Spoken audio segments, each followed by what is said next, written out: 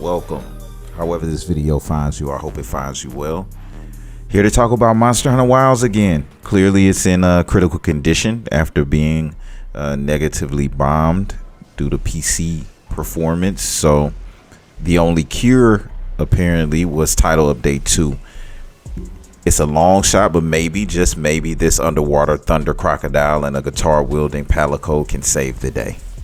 Yeah, now all jokes aside, man, let's be real. Monster Hunter Wilds doesn't need saving. It don't need to be saved. It never did to me. And title update 2, that's not a rescue mission per se. It's just more of a good thing from a game that's been solid from the jump, off the dump. And as we tend to do, I love to start off with the facts. Over 8 million units sold in like 3 days when it came out. Capcom's fastest selling title ever. It's still charting globally months after launch. So no, technically Wilds didn't stumble out of the gate. It sprinted through it actually. The only people saying otherwise, honestly, it feels like they're fishing for outrage clicks outside of the people that's genuinely upset for not being able to play the game due to PC issues. So let's talk about something that brings me joy as a gamer, and that's Lagiacrus, or Laggy as they call him, the boy that came back swimming and swinging underwater combat that is completely rebuilt and is one of the most refreshing experiences so far in Monster Hunter Wilds for me. Probably in the series, really. It's not perfect, but it's tight, responsive, and a fun fight. In the temper version, bro, I went in confident and came out humbled. But that is what we were wishing for and hoping for through the evolution of the development of this version of Monster Hunter, and I'm grateful. And that kind of difficulty where it feels fair but intense is something I miss a lot in a lot of modern games. In my humble opinion, Wilds isn't hand-holding with this update. It's just giving you your tools and saying, let's see what you've learned so far, and that's really cool to me. Now, as far as Seregios, or Steve, if you will, it kind of reminds me of a back-flipping knife storm. Like, he's fast, punishing, but it's actually beautiful to watch if you really sit down and look at his attack patterns. And he's clearly deadly to underestimate, which shows me that the Capcom developers are at least listening to the player base and not just bringing back these monsters for nostalgia purposes, but tuning them specifically for Wilds. And the difficulty is starting to spike up, adding additional strategy. And I've said it before, but I'll say it again. Layered weapons, they should have been, of course, in the game from the beginning, like a standard at this point. But now that we got it, we get the whole request of having a style with 0 stat tax. And I love that I can finally look like a menace and fight like one as well. It even finally got me revisiting Ardean weapons again that I actually had put down just because of the doo-doo greenness of it. I just didn't enjoy it. But now that I can flex the visuals that I want to that's associated with it, it's like that's the kind of content that doesn't feel forced, it feels earned. And shout out to PC players who've been patient through early launch issues. Title update 2 dropped, and apparently they're working on the shader caching issue with that. That was a big deal, and that's been a big deal from a lot of people on the PC side. They're working on DLSS and FSR4 support, better VRAM handling, and drive issue detection. But to keep it real, as I got to do, I'm on PS5 Pro, been on the Pro, and it's been smooth like butter the whole way. But I've got nothing but empathy for y'all dealing with the PC issue. You know, apparently Capcom saw the feedback and made changes, and it's not just lip service. They're working on it. That's action. You got to take that. Then you have the upcoming Festival of Accord, Flame Fest. That's always a vibe. And it's just the summer festival with new visuals being introduced. Of course, you're going to have limited quests coming up.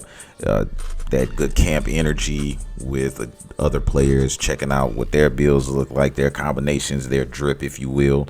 And then they're even entering something that I don't think I might be interested in, but I got surprised with the barrel blossoms from the Blossom Festival or whatever, like things like the Fender collab for Palico players who shred, for example. And what's dope about that to me is that just brings in another aspect of the game that I like, that isn't about the meta or the super build. It's just the focus on sometimes giving more value and the world feeling more alive. And that is some of the charm of the game for me.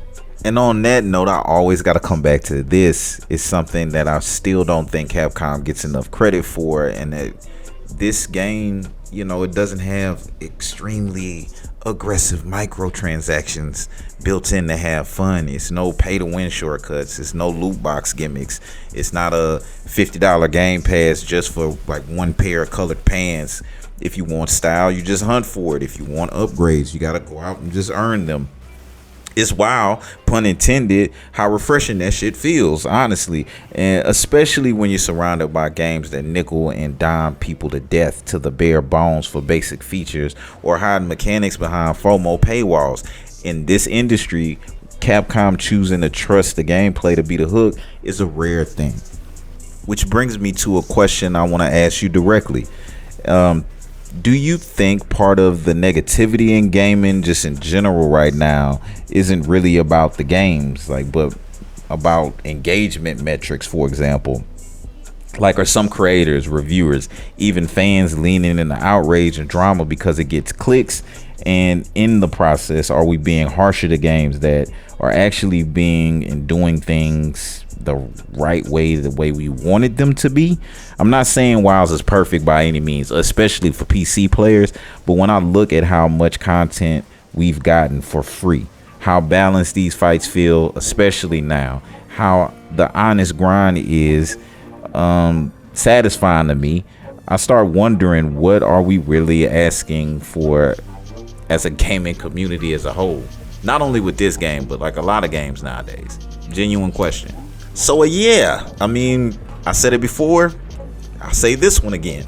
Monster Hunter Wilds is still my personal favorite, most fun game of the year. That's just me personally, and it's not because it's flawless, that's for sure, but for me it's been consistent, it's been respectful of my time, and with updates like Title Update 2, Title Update 3, and Title Update 4 coming, they already put a roadmap out. It's been genuinely fun every step of the way for me.